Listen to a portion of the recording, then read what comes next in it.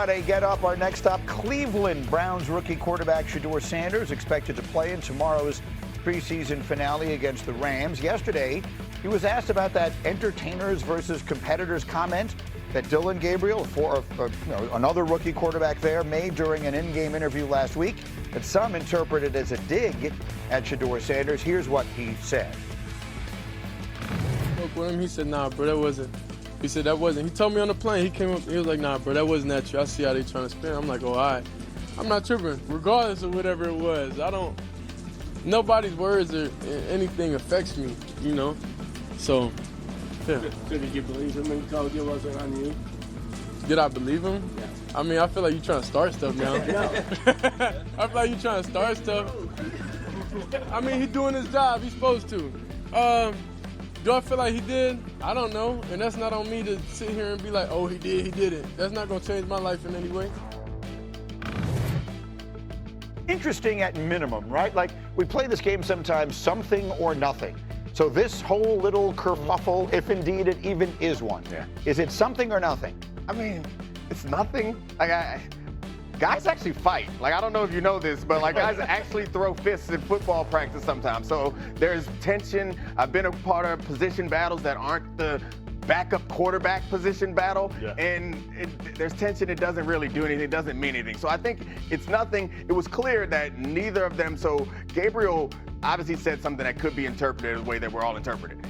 Shedeur had the opportunity to shut it down. He chose not to. I don't care about it, and I think that he doesn't care either, but I don't know. This is not going to get in the way of anything. I mean, look, I have 2 points here. One, I don't think that Dillon Gabriel, for whatever it's worth, I don't think he was taking a shot. This is not Taylor Swift at an award show dropping Easter eggs for Taylor Swift 13. Like, that's not what's happening here. I was going to say, Taylor got beat? What happened? No. She's just sending messages that way. I don't think that's could what be was saying we've got, if you're going to use a Taylor reference, then we could say we got bad blood. Right, we used to have mad love, but then you made a deep cut. I mean, I know the words to the song. They never had mad love. This is your fault, Brooke. This is your fault. You're welcome. You're welcome. Yes. For all the Swifties that are tuning in. Right. But here's the other thing. I really appreciate the way that Shedeur handled that back and forth with the reporter, because I can tell you, as a reporter sitting in that seat, you want to build a rapport with the quarterback, and you want to me, if he had sniped right back at him and been short and been kind of bristly at it, then I would think, oh, there's more there. Oh, something's going on. I almost think he did shut it down with the tone that he had. Because if he had been, again, curt, then I would think, okay, I need to keep digging. I need to ask more follow-up questions. All right, so Graziano, here's what I want to throw, because you've been there and you've talked to everybody involved, and you have a much better sense than I do of where everyone's head is involved in this situation. There's one part of me that thinks these are 2 rookie quarterbacks vying for a backup job, so why in the world would this be significant to anyone anyway? There's another part of me that thinks this isn't just that, though. Shedeur Sanders is not your run-of-the-mill 5th-round quarterback. He's just not. And what winds up happening with him is going to be of enormous interest to a lot of people. It may or may not be of great consequence to the Cleveland Browns' future, but it is of enormous interest to people. Sure. And Dillon Gabriel is the guy who was unexpectedly drafted in the 3rd round ahead of him. So there's a uniqueness to the situation that makes it interesting to me one way or the other. I would agree. I don't know the ins and outs of their relationship or whether they have one. But yeah, the situation is you have a fairly wide open competition here, because the starter is Joe Flacco, who's 40 years old and not the future of the franchise. Kenny Pickett, who's in front of both of them on the depth chart, hasn't been able to stay healthy. So at this point, it looks like one of the 2 rookies is going to be the backup on Week 1's game against the Bengals. So they are in a competition. I don't think this whole thing has nothing to do with that competition. Correct. But I think to Brooke's point about how do you carry yourself in the building, I think what we've heard about Shedeur Sanders has all been positive in that front. So, obviously showing maturity there and handling a weird situation probably the right way. Not his first rodeo. I mean, he's experienced it from his dad. He's been around. He's been a high-profile athlete for a long time. But listen, the competition was on when you drafted me. So we understand. Men can be teammates and be respectful, but it's still a competition. At the end of the day, it's not over till I win, to quote Les Brown. You know what I mean?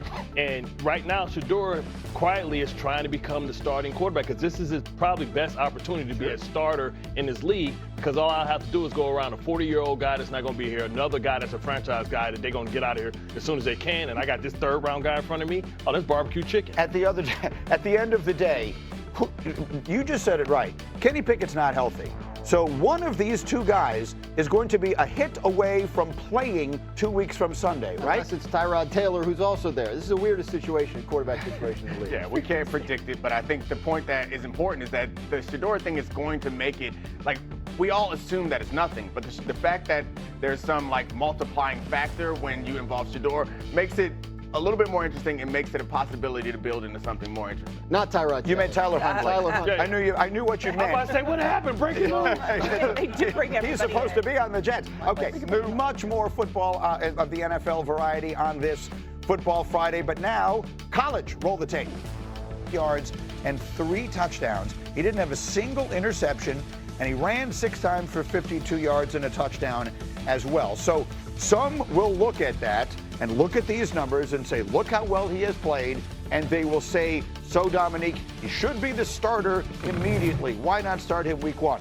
What would you say in response to that? Well, he's just coming out and getting his head bounced off the turf will be one response. But generally, I think that whatever decision you make for this team should be right now about developing and building on the promise that Jackson Dart has shown. So if starting him week 1 is the best thing for his development, then I'd be all in for that. If trying to find a soft spot in the schedule, which the Giants don't seem like they're going to have very many of this year, is if that's the priority, then you should focus towards that. But right now, what he's done so far, I think in practice, they should be throwing the most complicated and complex things possible at him just to test him. Because it's never really a surprise to the coaches and the teammates, the quarterbacks that play well, because they show that they can do it in practice. That first game against the Commanders is an interesting one. The vibes there have not been as good. There's suddenly a lot of people who are questioning them. At the Cowboys, suddenly that may not involve Micah Parsons. You never know what a schedule is actually going to be until the season begins. All of that said, Bart hosts a New York sports talk radio show, so this is obviously a huge topic of conversation.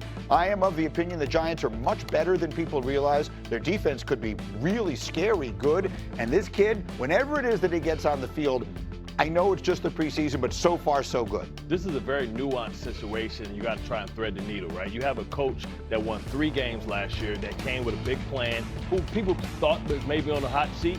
But, when you talk about the Giants and the improvements they made on the defensive side of the ball, Dual Carter, they have, a great defense. They can win that way. But they also have the hardest schedule in the NFL as well. And what happens if you're losing games early?